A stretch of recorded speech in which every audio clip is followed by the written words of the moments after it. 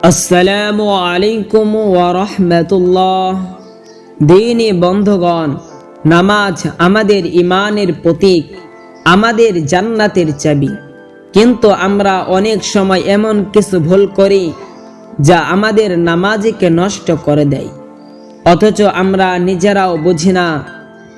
আজ আমরা জানব নামাজে কোন ভুল করলে নামাজ কবুল হয় না।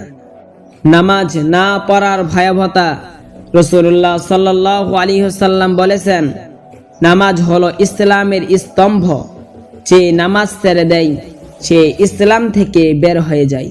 তাহলে ভাবুন, যদি কেউ নামাজ আদায় করে কিন্তু এমন ভুল করে যাতে নামাজ কবুল হয় না, সেটা তার জন্য কত বড় ক্ষতি। নামাজে যে ভুল করলে কবুল হয় না, চলুন দেখি সেই ভুলগুলো। 1.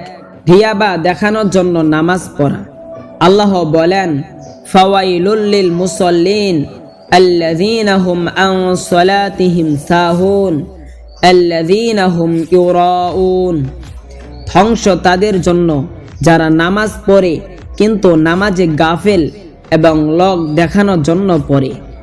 অর্থাৎ নামাজ যদি মানুষকে দেখানোর জন্য হয় তাহলে আল্লাহ তাআলা তা কবুল করেন না।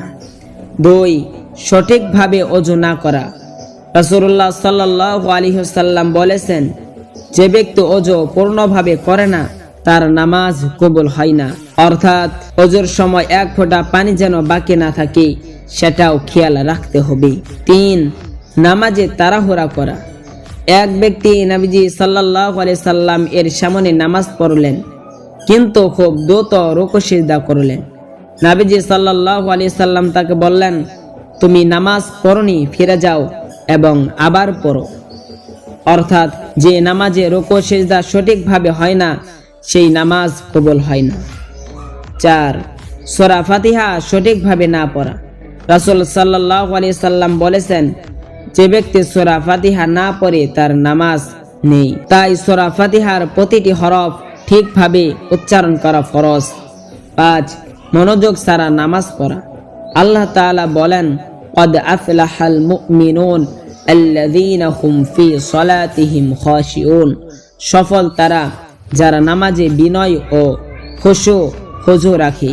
মন অন্যদিকে থাকলে, মুখে নামাজ হলেও মনে তা উপস্থিতি থাকে না, তখন নামাজের আসল ফল পাওয়া যায় না। নামাজ কবুলের উপায়: 1. ওযু ও পবিত্রতা ঠিকভাবে রাখা। 2.